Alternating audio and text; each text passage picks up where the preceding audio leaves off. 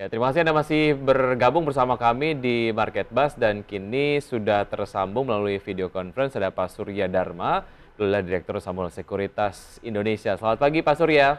Pagi Wiki, pagi Prisa. Terima kasih banyak untuk waktunya pada pagi hari ini Pak Surya. Ngomongin soal dalam negeri gitu ya terkait dengan agenda IPO. Masih ada sekitar 7 IPO lagi dalam waktu dekat ini sampai dengan mungkin Rabu pekan depan gitu. Nah, Ya. salah satu yang terbesar adalah Moratelindo atau Mora. Bagaimana Anda menanggapi IPO Mora yang rencananya akan diselenggarakan pada hari Senin? Mora itu kan menariknya sebenarnya kan kalau kita lihat ya, kalau IPO itu kan kita lihat book building, range harganya berapa gitu. Pertama kan itu kan.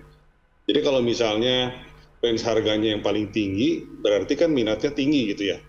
Ketimbang kalau misalnya IPO harganya yang terbentuk harga yang di bawah pada waktu book building gitu.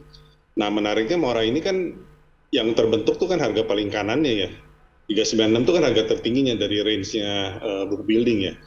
Berarti kan minat dari Mora ini kan berarti kan cukup tinggi ya, kelihatannya ya seperti itu ya kalau ngeliat dari book building gitu.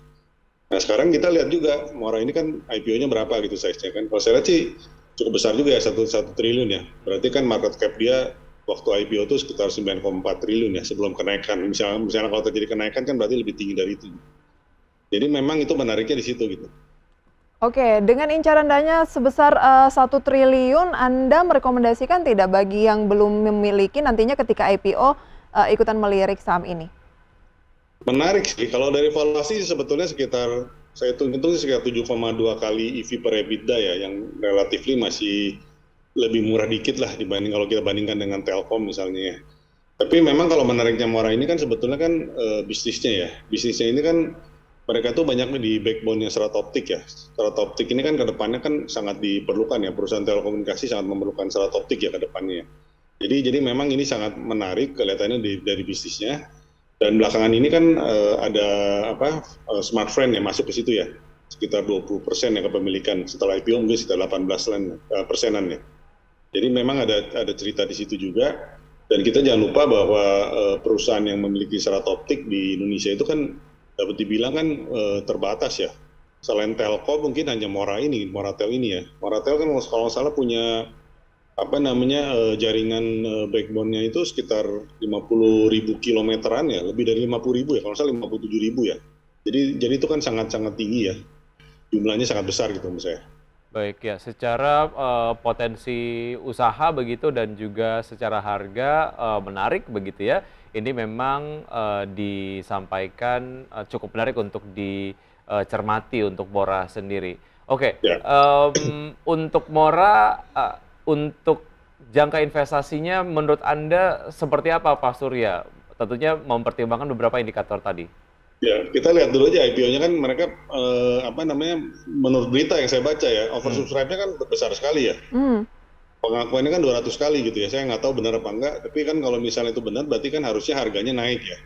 Jadi kalau misalnya range harga tertinggi di book building kemudian juga oversubscribe yang besar, harusnya kan harganya meningkat ya, khususnya pada hari pertama gitu ya. Nanti kita lihatnya seperti apa gitu. Oke, Apakah bisa bertahan apa enggak gitu.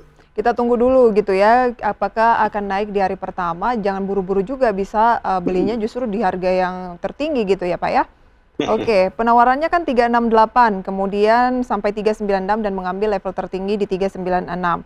Baik, sekitar 85% dana nantinya dari IPO Mora ini atau Moratelindo adalah untuk investasi terhadap backbone dan juga akses termasuk dengan perangkat dan infrastruktur pasif dan aktif serta pembangunan data center. Kalau melihat bidang usaha dari Mora ini, kira-kira ngaruh juga nggak ke emiten sejenis? Biasanya ketika ada emiten sejenis yang IPO, yang lainnya ikut terkerek, khususnya yang di bidang infrastruktur telekomunikasi, Pak Surya. Kalau telekomunikasi memang seminggu terakhir ini agak naik ya harganya ya. Termasuk Menara, mau telekomunikasi kayak Telkom, Excel, segala itu kan pada naik ya. Jadi mungkin ada sentimen positif juga sih ya dengan ada IPO-nya ini ya. Mhm, mhm. Walaupun mungkin alasannya berbeda-beda ya, tapi kayak saya lihat sih memang 1 minggu ini saham-saham yang terkait dengan telekomunikasi agak menguat sih. Oke, apa yang dicermati oleh investor terkait dengan saham-saham berbasis telekomunikasi, Pak Surya, sehingga kemudian pergerakannya cukup positif lah? Ada beberapa hal sih selain mungkin kinerjanya yang dianggap cukup bagus selama COVID dan tahun ini juga mungkin masih akan diperkirakan masih cukup baik. Sebenarnya kalau saya lihat juga memang ada flow asing juga ya kalau untuk saham Telkom ya. Jadi flow asing ini kan menariknya kan di market kita itu 1 minggu terakhir itu kan tiap hari itu net buy, net foreign buy ya di pasar regulernya ya.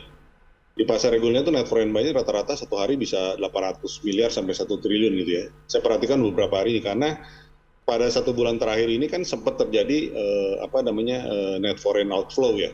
Sejak Fed meningkatkan suku bunga secara agresif, tapi BI kan masih mempertahankan ya. Jadi terlihat bahwa pada waktu sebulan terakhir itu memang ada tekanan di flow-nya asing ya. Nah belakangan ini 1 minggu terakhir ini terlihat malah mulai banyak yang masuk kembali ke Indonesia ya. Khususnya kan saham-saham besar yang salah satunya Telkom gitu ya. Jadi itu juga mungkin bisa diperhatikan selain kinerja dari perusahaan-perusahaan tersebut gitu. Oke.